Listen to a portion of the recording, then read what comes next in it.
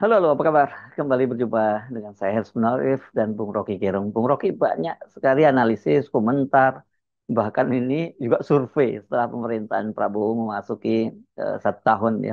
Yang menarik terutama ini survei itu banyak yang bertolak belakang. Ya, terutama ini berkaitan dengan figur-figur di kabinet. Kalau Anda sendiri apa evaluasi Anda? Sebetulnya yang mesti kita evaluasi bukan prestasi atau prestasi dari Presiden Prabowo setelah 1 tahun.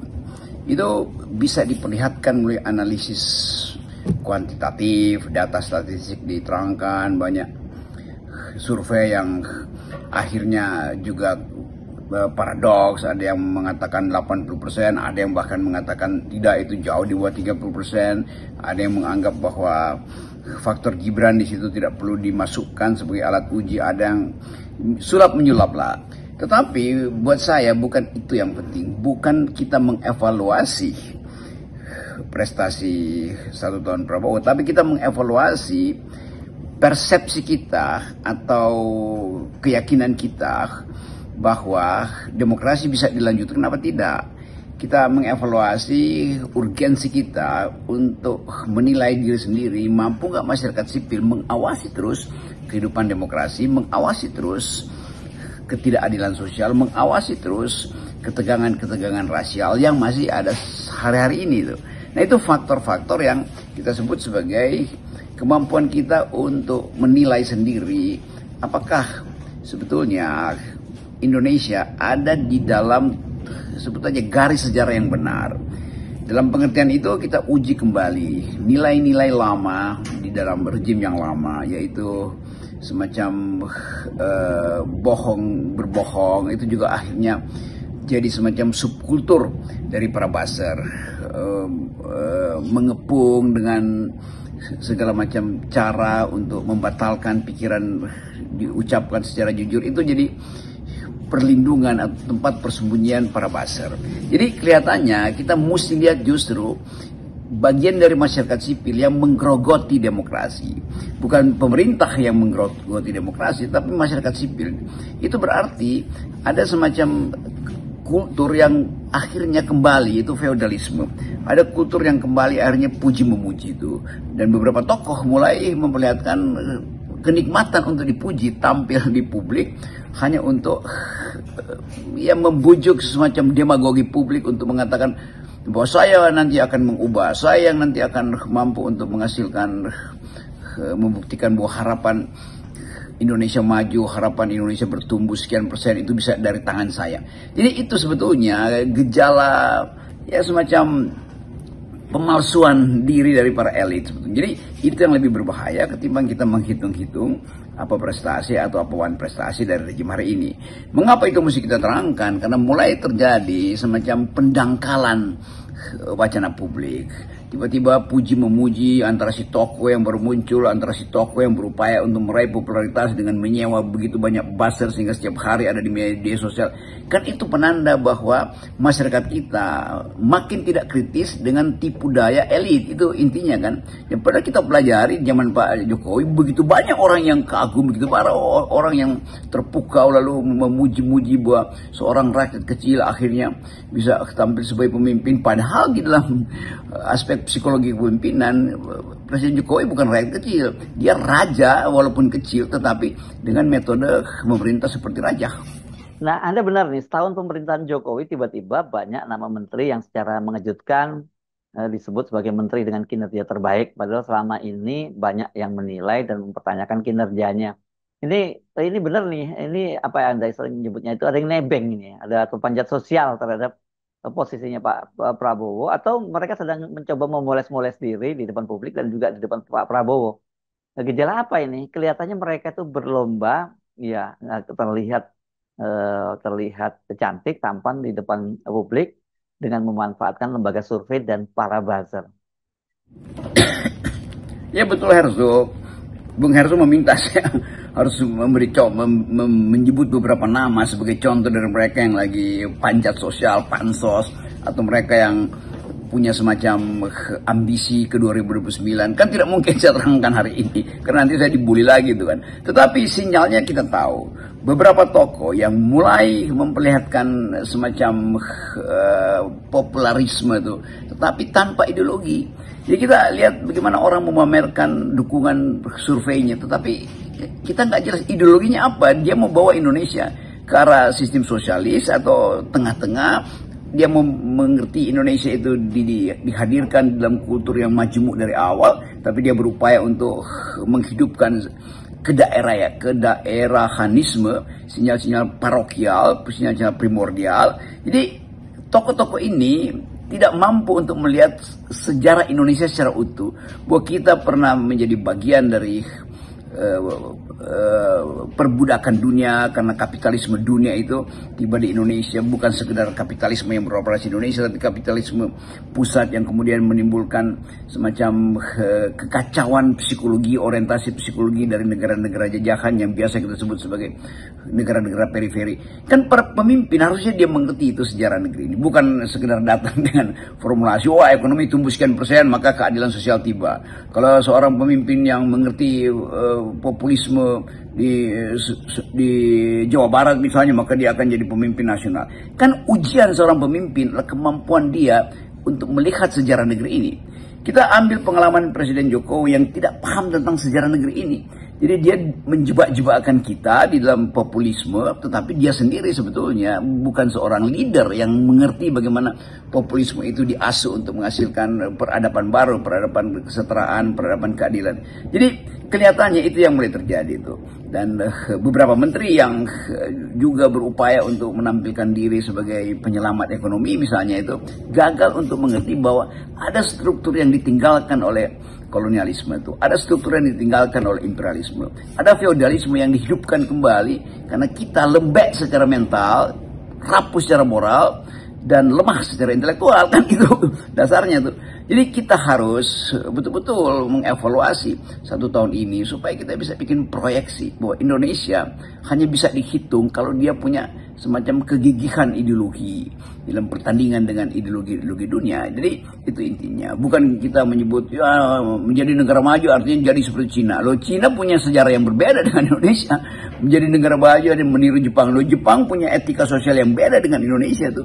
Menjadi negara maju artinya ikuti Eropa Barat. Eropa Barat sejarah revolusinya lain dengan sejarah Indonesia. Jadi kita mau lihat sebetulnya sesuatu yang unik pada bangsa ini, yaitu tidak mampu untuk menyatakan bahwa jejak sejarah kami itu berbeda dan karena itu kami akan tempuh jalan yang kami tentukan sendiri kan. Memang kita tahu bahwa ada parameter standar untuk menguji apa akibat dari cetak uang pada inflasi, apa akibat dari turunnya suku bunga terhadap mandatnya semangat untuk berwirausaha misalnya. Semua itu bisa dihitung, tetapi arah ideologi kita itu yang tidak terlihat. Dan kelihatannya Presiden juga luput untuk menerangkan bahwa dia dipilih untuk satu arah ideologi. Tanpa arah ideologi itu ya kita hanya jadi pembenar urusan-urusan statistik yang sebetulnya ya dangkal sekali cara menganalisisnya. Nah, kalau soal Presiden, ini gimana nih Bung Rocky? Saya pikir harusnya kita fokus pada janji-janji kampanyenya dan ideologi di balik program kerja dan yang dijanjikan dalam kampanyenya itu. Karena kan saya kira soal misalnya MBG, soal koperasi, soal apa itu sebenarnya itu kan di belakangnya itu ada sebuah ideologi dari yang Pak Prabowo selalu menyebut yang pernah diintrodusir oleh bapaknya dulu Pak Sumitro. Tapi kan problemnya orang melihat implementasinya kok nggak seperti itu harusnya. Ya betul Bung Her, bahwa Presiden Prabowo setelah 1 tahun harusnya kita evaluasi basis ideologi dari seluruh kebijakan dia tuh. Mau makan siang gratis, mau apalagi itu perumahan, food estate, bertambahnya jumlah stunting dibandingkan dengan input yang harusnya diberikan pada ibu hamil misalnya. Banyak hal tuh, termasuk demi apa sebetulnya penambahan batalion itu harus diterangkan bahwa mungkin ada kondisi perang yang diantisipasi dengan secara akademis oleh Pak Prabowo. Tetapi percakapan itu yang hilang. isunya ada tapi tanpa percakapan. Nah, kita mulai melihat bahwa Indonesia ini seperti organ tanpa tubuh gitu. Kelihatannya begitu tuh. Dan kita tidak diikat oleh satu tubuh sejarah, tidak diikat oleh satu hal yang lebih struktural tuh, bahwa negeri ini sedang mengalami semacam euforia palsu.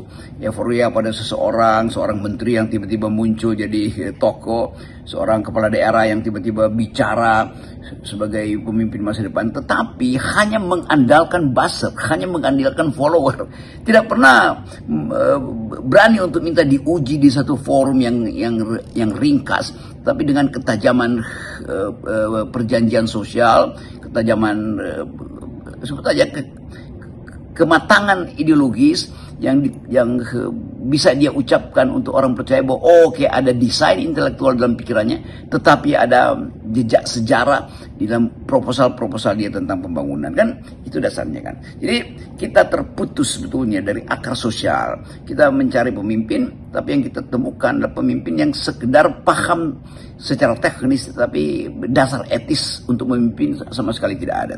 Ini yang berbahaya sebetulnya ketika dunia mengalami semacam turbulensi moral karena perilaku pragmatis dari tokoh-tokoh dunia seperti Donald Trump, Benjamin Netanyahu, dan ya kita bertambah sebetulnya di dalam isu, dan kita semua isu itu kita komentari, tetapi kita tidak mengomentari sendiri ketidakmampuan kita sebagai bangsa untuk mengambil jarak dari permainan narasi elit hari-hari ini. Nah, saya mau rumuskan sebetulnya bahwa narasi elit hari-hari ini menguasai opini publik, dan netizen itu seolah-olah terhipnotis dengan ketokohan seseorang itu, tanpa berupaya untuk menilai atau melihat secara teliti apakah sang tokoh mengerti sejarah Indonesia, sejarah negeri ini yang adalah bagian dari sejarah dunia. Apakah sang tokoh paham bahwa arah pembangunan itu harus diasuh secara ideologi, bukan sekedar pameran data-data statistik. Kan itu intinya tuh. Inti dari seorang pemimpin adalah dia menunjukkan konsekuensi dari mengambil sikap itu, bukan sekedar bereaksi terhadap sikap yang lain atau menyebar data untuk mengatakan bahwa data itu bisa dia kendalikan supaya berhasil sebagai peralatan untuk membuat kebijakan. Ya, itu juga orang bisa masukin di mesin aja, tetapi karakter itu yang ingin dilihat tuh. Nah, karakter itu tumbuh dari pengalaman otentik, tumbuh dari dialektika yang konkret dengan realitas tuh, tumbuh dari keinginan untuk menghasilkan sesuatu yang kita sebut prestasi seorang pemimpin, bukan berbasis pada popularitas, tapi berbasis pada pemahaman historis tentang sejarah negeri ini kan. Jadi masih banyak soal setelah Presiden Prabowo menempuh 1 tahun. Justru kita mulai melihat bahwa sikap patuh yang agak dangkal, lalu sikap optimis yang juga dangkal. Semua sikap sebetulnya menjadi dangkal karena terbungkus oleh euforia, terbungkus oleh semacam fantasmagoria tuh, bahwa akan ada masa depan pada si dia, akan ada ketulusan pada si yang lain itu. Tetapi intinya adalah kita tidak belajar betapa di era Presiden Jokowi seluruh sensasi itu akhirnya dibatalkan oleh sikap presiden yang merusak demokrasi. Semua yang kita sebut kerakyatan pada era Presiden Jokowi yang dipamerkan oleh buzzernya itu akhirnya berakhir dengan kedinastian. Jadi itu semua hal yang kita boleh sebut sebagai paradoks dari sebuah bangsa yang sedang berupaya untuk mencari jalan keluar dari himpitan sejarah global, dari himpitan persoalan-persoalan yang tidak selesai karena saling mengintai tapi sekaligus saling memahami kesalahan lalu sama-sama diam hanya karena masing-masing punya kesalahan. Wah, Anda konsisten ya, tidak mau mengevaluasi dengan menyebut nama. Padahal viewer kita itu saya yakin yang ditunggu-tunggu dari Anda itu, Anda membahas itu, Bung Rocky. Ya betul, Bung Hercu. Yang saya terangkan tadi semacam abstraksi, karena saya menghindar sebetulnya untuk mengomentari data-data statistik yang sekedar diajukan tanpa basis sebetulnya tanpa basis hermeneutik, tanpa basis kuriositas untuk tahu lebih dalam di belakang data-data itu. Nah, kita mulai belajar sebetulnya bahwa mengevaluasi artinya value-nya yang dievaluasi itu bahwa prestasi itu bisa diperbaiki, bahwa nanti misalnya Danantara bisa sukses, boleh aja tuh di masa depan, mungkin masa depannya 30 tahun, 50 tahun lagi. Tetapi misalnya soal Danantara, aspek pertama adalah menilai ulang apakah Danantara didirikan untuk menghasilkan peradaban kesetaraan manusia, apakah didirikan untuk melayani sila kelima Pancasila, itu keadilan sosial bagi seluruh rakyat Indonesia. Dan itu berarti keterlibatan dalam investasi itu mesti datang dari rakyat. Koperasi juga demikian tuh, bahwa memang ada keinginan untuk menghidupkan koperasi, tetapi yang lebih jauh dari itu adalah mendalami apakah watak perkoperasian itu betul-betul melekat secara historis pada rakyat kita hari-hari ini kan. Jangan-jangan koperasi sekedar ideologi yang juga dihangatkan sejenak, lalu kemudian dihilangkan urgensinya karena kesulitan pendanaan misalnya. Padahal sebetulnya koperasi adalah sokok guru dari ideologi ekonomi kita. Jadi dalam segala macam kekurangannya tetap koperasi itu mesti dihidupkan tuh. Demikian halnya kita bicara tentang hak asasi manusia, bahwa seolah-olah hak asasi manusia itu sekarang boleh sedikit dikendalikan karena stabilitas diperlukan supaya ekonomi tumbuh. Artinya kita balik lagi pada rejim yang menghidupkan harapan pertumbuhan ekonomi sambil mengendalikan politik. Jadi buat apa ada semacam kekayaan di masa depan tetapi moral kita dihancurkan oleh pengendalian politik hari-hari ini. Jadi semua itu kita ucapkan dengan jujur bahwa kita lakukan atau FNN melakukan reevaluasi secara menyeluruh dan tiba pada semacam kesimpulan bahwa lebih baik kita mengevaluasi kondisi mental kita sebagai bangsa dan kondisi kalangan elit kita yang kehilangan paradigma tuh, kehilangan konstruksi berpikir historis. Jadi itu sebetulnya, dan itu memang harus diterangkan secara abstrak. Itu banyak orang yang selalu melihat bahwa FNN masuk di dalam menyentuh ide tapi sensasinya makin lama makin berkurang. Misalnya iya, dulu kita bisa poles dengan sensasi, tapi kita juga berpikir bahwa begitu banyak anak-anak muda yang menunggu satu uraian konseptual, satu uraian yang basah secara historis, satu uraian yang memungkinkan pertengkaran pengetahuan itu diajukan untuk membackup bangsa ini. Jadi sekali lagi kita mulai melihat bahwa demagogi itu disebabkan oleh lembaga-lembaga survei. Kebuntuan berpikir itu disebabkan oleh buzzer yang tiba-tiba mengepung opini publik. Dan yang paling busuk adalah kalangan intelektual yang seolah-olah menganggap bahwa toh ini akan ada jalan keluar. Jadi keterlibatan intelektual untuk menghasilkan konsep-konsep alternatif itu justru yang diperlukan tuh. Nah sekali lagi FNN berupaya untuk memahami apa yang terjadi belakangan ini dan potensi berulangnya peristiwa-peristiwa dramatis karena variabel-variabel sosiologis itu dengan mudah kita baca bahwa ini akan membuat keretakan makin besar tuh. Jadi sekali lagi kita ambil risiko untuk menerangkan secara abstrak, tapi dengan kesadaran bahwa yang kita terangkan hari ini adalah evaluasi tentang arah hidup kita sendiri, bukan arah dari kepemimpinan Presiden Prabowo. Ansih, kira-kira itu maksudnya. Ansih, silakan cari di Google apa artinya. Yaitu yang penting bahwa FNN ingin menyumbang konsep dan bukan sekedar berkomentar untuk isu-isu yang secara harian udah dibahas habis-habisan di banyak talk show. Jadi sekali lagi kita kembalikan arah evaluasi kita pada nilai awal negeri ini. Apakah negeri ini dirancang untuk memerdekakan pikiran, memerdekakan batin, memerdekakan hak terhadap demokrasi ekonomi. Semua itu tergantung dari kesiapan elit kita untuk betul-betul menjadi super pinter bahkan, karena kita harus berkejaran dengan kecerdasan-kecerdasan yang dihasilkan oleh pertemuan peristiwa-peristiwa global. Jadi sampai di situ kita ucapkan selamat datang periode kedua Presiden Prabowo, dan di situ akan kita sebetulnya kita deteksi dari awal apakah periode tahun kedua ini betul-betul berubah secara kualitatif dengan rejim sebelumnya, atau memang ada hal yang struktural yang akhirnya membuat kita pesimis bahwa tidak akan ada perubahan. Tapi sekali lagi, orang yang pesimis itu bukan berarti dia fatalis tuh. Pesimis yang rasional lebih baik daripada optimis yang irasional. Salam akal sehat. Salam akal sehat.